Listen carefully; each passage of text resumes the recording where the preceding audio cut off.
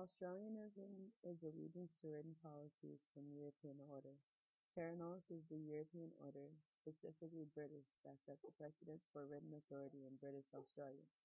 This allegiance to European authority explicitly disempowers Aboriginal babies. Innately, Aboriginal babies were entitled to the stewardship of their ancestors' land. Regardless, Terra Nullius is effectively claiming entitlement due to British order. Aboriginal culture has order from the authority of the land. The law of the land requires the Aborigines to dream. Their dreams are shared with their babies and the land remains authoritative. Babies from Aboriginal culture dream by empowering their ancestors. They consciously respect their land and their ancestors are innately honored. Each generation of babies in Aboriginal culture inherit allegiance to the authority of the land. Aboriginal babies under the Terra Nullius order inherit a cash economy. In contrast, under the law of the land order, they inherit subsistence. As property of a cash economy, Aboriginal babies are socially endangered. Fortunately, as property of the land, they are close to their mothers. These babies in Australianism are honorable as property of subsistence. Subsistence from Aboriginal people has only come from the land. Numerical value is relevant to European politics. In Australianism, there are baby ratios for staff in early childhood education and care due to the lack of numerical support. In the law of the land, you make a living with what you are provided. For thousands of years, this oral and visible law supported Aboriginal culture. Ecological support was knowledge that was passed down to Aboriginal ancestors. Contemporary Australia uses this ancestral knowledge for the management of water. This resource management water restoration project calls this knowledge indigenous ecological knowledge.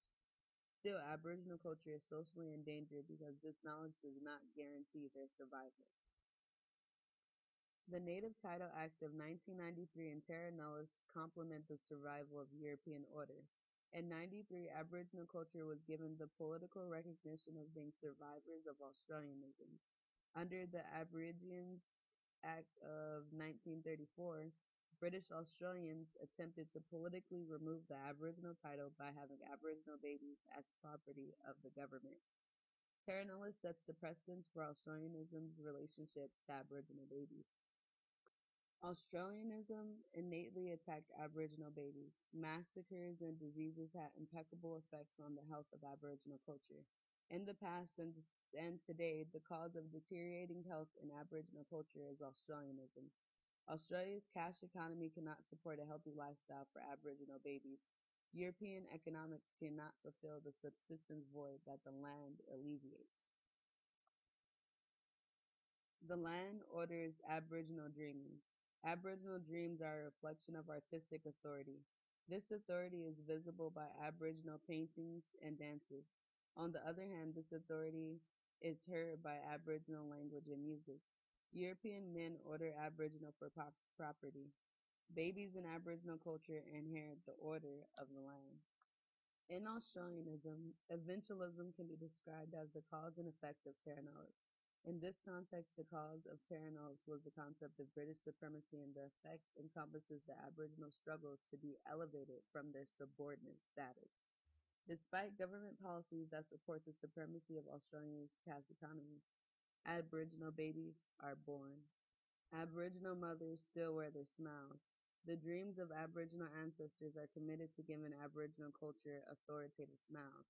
These Aboriginal women do not require the merits of professionalism to form their identity. Their Aboriginal identity has subsistence, so it cannot be externally ascribed. Babies in Aboriginal culture inherit the smiles of subsistence. Aboriginal babies can deny the costume smile. Australianism has a numerical support system called shame. Shame can stifle a smile from subsistence. Numerically, shame is expressed by systematic naming. Unable to perform, disadvantaged families, low socioeconomic position, and incompetent are shame names that describe babies. Shame names reflect families. Aboriginal families are all inherently unique. One title is all they can be. A system of single names is their story. Australianism limits the Aboriginal identity. Subsistence from an Aboriginal woman is key. Babies inherit their family's history. Aboriginal culture deserves respect and their law is due for authority. Aboriginal babies have an order to retrieve. Their mothers are too precious for neo-slavery. Australianism thrives off the labor of Aborigines, meaning particular labor requires a particular demographic. Historically, Australia used Aboriginal labor to build their cash economy. In contemporary times, that economic trend remains the same. Chattel Aboriginal labor in Australianism is being underlooked because Aboriginal babies have a historic role. Babies in Aboriginal culture are potential dreamers. Regardless, Aboriginal babies in Australianism are solely government property. European authority through Terra Nullius gave Australianism Aboriginal babies for a system of chattel labor. Aboriginal culture continues to mirror their ancestors despite being dressed in European costumes. In many ways, Aborigines resist the shame of Australianism. Ancestral ceremonies, landscapes, and ecological harmony keep Aboriginal cultures afloat. Motherly connections unite Aboriginal youth with their ancestral inheritance. The law that Aborigines inherit is earned through stewardship of their ancestral land. Ancestral Aboriginal cultures survive the law of the land based on merit. Their merit is compiled of symbolic dreams that reflect the land's ecological subsistence.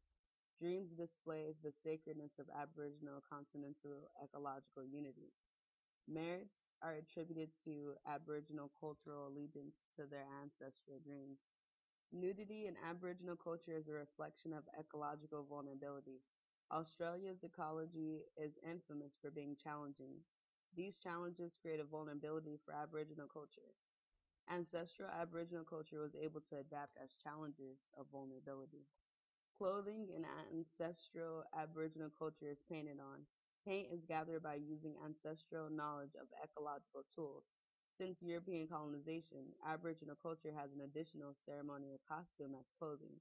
Adaptively, Aborigines clothe and unclothe themselves to display new challenges in Australia. Aboriginal families are prepared to adapt to their social vulnerability. They have dreams from their ancestors that have a longer lifespan than Terra Nullius. Despite being survivors of Australianism, they reflect the fertility of the land. Sterilizations, kidnapping, bigotry, and European authority did not interfere with ancestral dreams. Babies are potential dreamers, and Aboriginal mothers nourish their culture.